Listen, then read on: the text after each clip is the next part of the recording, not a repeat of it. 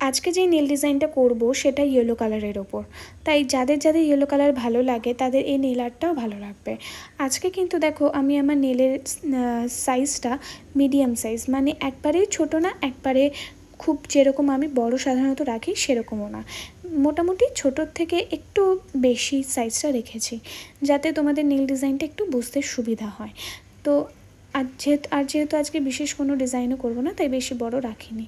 তো দেখো দুটোতে বেস কালার আর বাকি তিনটেতে ইয়েলো কালার করে 120 সেকেন্ড ড্রাই করে নিয়েছি, মানে ভালো করে শুকিয়ে নিয়েছি। এরপর এই বেস কালারের মধ্যে যে দুটোর মধ্যে দিয়েছি তার মধ্যে একটাতে একদম সিম্পল একটা ডিজাইন করছি, তেমন বিশেষ কিছু না।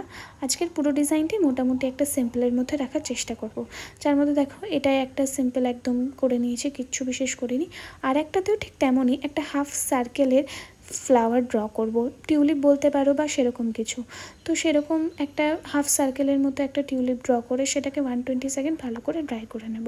বিশেষ কিছু কারুকার্য করতে যাব না, কারণ কারুকার্য করব তার ওপর দিয়ে।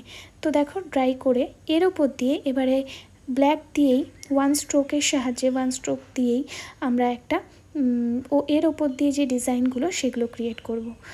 প্রথমে ফ্লাওয়ারটা যদি আমরা এমনি করতাম তাহলে কিন্তু কোনোভাবেই সেটা ডিজাইনগুলো বোঝা যেত না, যখনই আমরা এটাকে ব্ল্যাক দিয়ে হাইলাইট করলাম তখনই কিন্তু ফ্লাওয়ারটাকে বেশি ভালো বোঝা যাচ্ছে। এটা কমপ্লিট হয়ে যাওয়ার পর আমি এই ফিঙ্গারটার মধ্যে মানে এই নেলসের মধ্যে একটা টপ কোটের থিন লেয়ার দিয়ে দেব।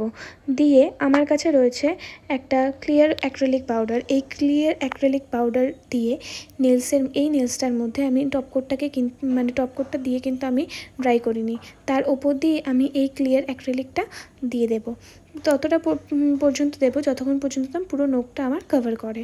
তো তারপর দিয়ে আমি এটাকে 120 সেকেন্ড ড্রাই করব। ড্রাই করে আমার এটা ড্রাই করা হয়ে গেছে। দেখো ড্রাই করে একটা ম্যাট ফিনিশ টাইপের দেবে, প্লাস ম্যাট ফিনিশও না বলা যায়, একটু পাউডারি একটা ফিনিশ দেয় যেটা দেখতে খুব সুন্দর লাগে। তো তাই জন্যে আমার এটাকে একটু আলাদা ডিজাইন দেওয়া। আর দেখো বাকিগুলোর মধ্যে আমি টপ কোট দিয়ে দিচ্ছি, দিয়ে তারপরে দেখা যাক ডিজাইনটা কেমন হয়েছে। তো এই ছিল আজকের পুরো ডিজাইনটা। তো দেখো আমি নিচে কিউটিক্যাল অয়েল দিয়ে আমার নেলসের নিচে কিউটিক্যাল অয়েল দিয়েছি, আর বাকিগুলোতে টপ কোট দেওয়া হয়ে গেছে। দেখো এই ছিল আমার পুরো নেল ডিজাইন বা নেল ওয়ার্কটা। তো আজকে এই ইয়েলোর নেল আর্টটা কেমন লেগেছে তোমরা অবশ্যই আমাকে জানাতে ভুলবে না, আর ভালো লাগলে লাইক অ্যান্ড সাবস্ক্রাইব করতে অবশ্যই ভুলো না। দেখা হচ্ছে আবার অন্য কোনো নতুন ভিডিও নিয়ে। Thanks for watching.